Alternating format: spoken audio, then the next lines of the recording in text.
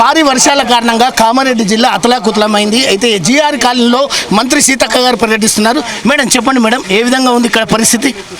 మీరు చూస్తారు కదా, బాగలేదు. అందుకనే సీఎం కూడా వస్తున్నారు, మేము కూడా వచ్చినాం. అంటే ఎలాంటి పునరావాస కార్యక్రమాలు అంచనా చేపడుతున్నారు? వేస్తున్నారు అందరూ. ఇప్పుడు అంటే వాళ్ళని ఫస్ట్ బయటికి తీసుకొస్తున్నాము, వాళ్ళకి కావాల్సిన ఫుడ్, వాటర్, షెల్టర్ అదంతా ప్రొవైడ్ చేసినాము. తర్వాత ఆస్తి నష్టం అంచనా వేస్తాం. ఇప్పుడైతే ప్రాణ నష్టం జరగకుండా మేజర్గా ప్రికాషన్స్ తీసుకుంటాం. అంటే నష్టపరిహారం ఏమైనా ప్రకటించారా మేడం? ఏమైనా ప్యాకేజ్ కుటుంబాలకు సీఎం గారు 5 లక్షలు ఇవ్వడం ప్రకటించడం జరిగింది. ఈ ఎక్కడెక్కడ ఏం నష్టం జరిగిందో దాన్ని అంచనా తీసుకొచ్చిన తర్వాత అధికారులు తర్వాత అంచనా వేసి చేస్తారు.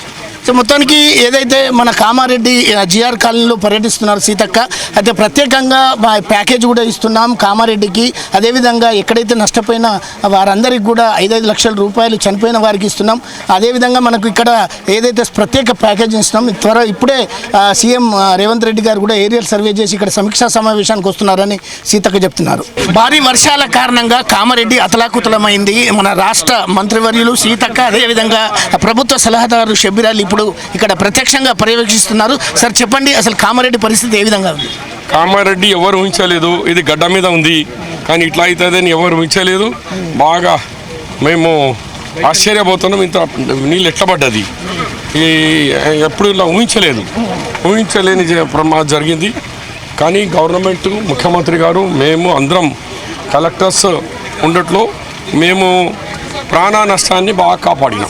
అంటే ఎంతవరకు నష్టం జరిగిందని మీరు ఊహిస్తున్నారు? చెప్తాను. అంటే జనరల్ ఎలాంటి పునరావాస కార్యక్రమాలు చేపడుతున్నారు? 100% స్పెషల్ ప్యాకేజ్ ఇస్తున్నారు కామారెడ్డికి. చేసి ఇంద్రమ్మ ఇల్లు కానీ అవన్నీ కానీ చేస్తాం.